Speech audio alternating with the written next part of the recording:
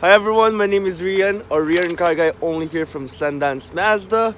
Today, I'll be sharing to you the 4 different engine options on the Mazda CX-5. Surprisingly, over the years, Mazda has added and updated the engines that's offered in the CX-5. The CX-5 back in 2013 was only offered with a 2-liter. In 2014, they made it with a 2.5 4-cylinder, and in 2019 was the year that they added the turbo and the diesel engine. And today, I'll be sharing to you what are the differences in 4 engine types of the CX-5. So without further ado, let's do it. So, right in front of us are 4 Mazda CX-5s in variety of options and features. I am recording this video in Edmonton, Alberta, Canada. So any viewers from outside of Canada, just so you know, there might be some features and options that is not offered in your market. So for Canadian viewers, rejoice, because I'll be sharing to you the different engine types, and now it's up to you to decide which is the best engine type for your application. And the reason why I'm making this video is because I love Mazdas. Mazda is a type of brand that evokes purity and sportiness, and I love it. So let's go proceed now. This one on the black one here is a 2.5 turbo. That one is a GX with iActiv. This one is a GT non-turbo, and obviously the white one is the diesel one. So I'm gonna share to you the specs. I have my cheat sheet here. This will tell me everything about the CX-5s, and I hope you find this video informative. So without further ado, let's go take a look at it. So for the 2.5 turbo, you can only get the 2.5 turbo on the GT package, and obviously in the Signature.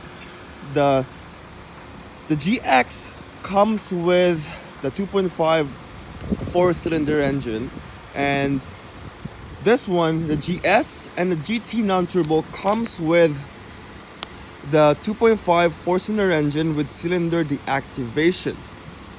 And over there, it comes with obviously the 2.2 common rail dual turbochargers diesel engine. So this is new for Canada, but the Australian and other markets in the world has had diesel for the longest time. In Canada, there's not much diesel sold here, but there is lots sold all over the world. So in terms of specs, I'll be sharing to you that the GX comes with the 2.5 again, 187 horsepower and 186 pound-feet of torque. That's similar that you get on the non-turbo model. However, like I said, the non-turbo comes with cylinder deactivation. The 2.5 turbo over there comes with 227 horsepower with regular fuel, and with premium fuel it is 250 horsepower. But here's the biggest thing why people love going with a turbo. It's not the horsepower, it's the torque. This car comes 40% more torque than a 2.5 non-turbo engine. So this is 186 pound-feet of torque. This one has 310 pound-feet of torque. So that's really, with entry-level X1s, entry-level Audi Q3, you don't get that much of a torque. But the CX-5 has that in your right pedal. So zoom, right? But something I'll share to you guys so you can spot a turbo or non-turbo on a CX-5 is easy. If you look underneath the car, see where that is? See that? It's black. And if you look at the GT turbo, it comes with an intercooler there. It's part of the turbo package. Obviously, you need an intercooler to cool down the engine. And how would you know if it's a diesel? Obviously, that diesel part there would not be sold included in the vehicle. It's just a sign telling everyone that comes into Mazda that Mazda has now a diesel. To an untrained eyes, it's really difficult to say if this is a diesel because it just looks like a normal Mazda CX-5. Obviously, since this has also a turbo, it will have intercooler down there too. Obviously, the given is the sound. I'm not sure if you can hear it. I'll put the phone a little bit closer. Right? Isn't that a given already that it is a diesel? But when it's in a parking lot, when it's not running, you won't know if it's a diesel. But there's two things that you can spot a diesel. First will be the absence of the dual exhaust system. As you can tell there, this is closed. They removed the dual exhaust on the diesel. I don't know why. Surprising. Here's the other given. It comes with this red D, that means diesel. And again, comes with a single inlet exhaust. Shocking for a Mazda. I've never seen really a new Mazda that's built for 2019, 2020 that comes with a single inlet exhaust, because every single one of them comes with it. One thing that Mazda added on the turbo engines and the diesel engines is the presence of a bigger brake. The brakes on the turbo models, like I said, gas or diesel, comes with a 320 millimeter front disc brakes.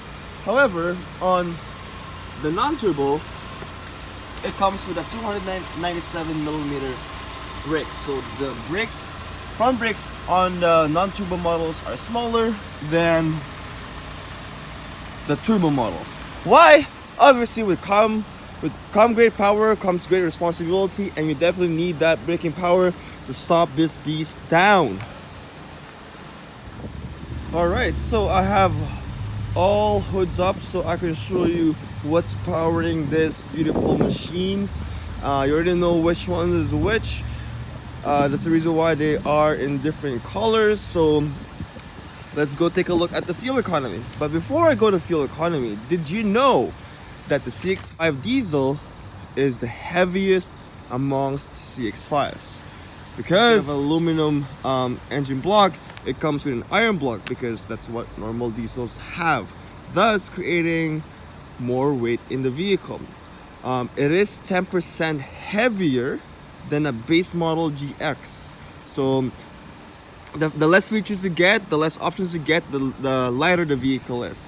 And the difference is, from a 2.5 non-cylinder deactivation engine, it's 1602 kilograms compared to 1788 kilograms. So again, that's a 10% difference between the base model to the diesel.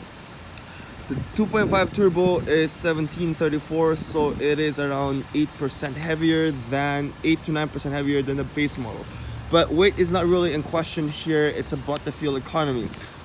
This CX-5 comes in variety of prices, from the 31 to, obviously that's the 37. This is $39,000, and that's closer to 40, more than 40 grand. It's a diesel one. So fuel economy wise, let's start with this non-cylinder deactivation engine. City driving is 10.2, highway is 8.2 liters per 100 kilometers. If you option the 2.5 non-turbo with cylinder deactivation, you will gain 4% more better fuel economy, and that translates to 9.8 liters per 100 kilometers on city and 7.9 liters per 100 kilometers on the highway. Now moving over to the turbo, you'll know that the turbo comes with a different engine cap compared to the non-turbos. As you can tell, that's the old style, and this is it. With the better engine and higher horsepower and higher torque, obviously this guzzles gas a lot more than the non-turbo. This consumes 10% more than the 2.5 liter with cylinder deactivation. That translates to city 10.8 right there, and then on the highway it's 8.7. So again, if you need the power, you will fork out a lot more money going to gas station. But again, it's up to you. Do you need more fun, or do you need more fuel economy? Which Mazda CX-5 suits you? And obviously, the best for all, even though this is the heaviest, this still gains the best in city driving. Look, in city driving on an all-wheel drive 2.5, it's 10.2. And on a diesel, it's 8.9. So that's 24% difference if I'm doing the math properly here. Than the 2.5 non-cylinder deactivation engine.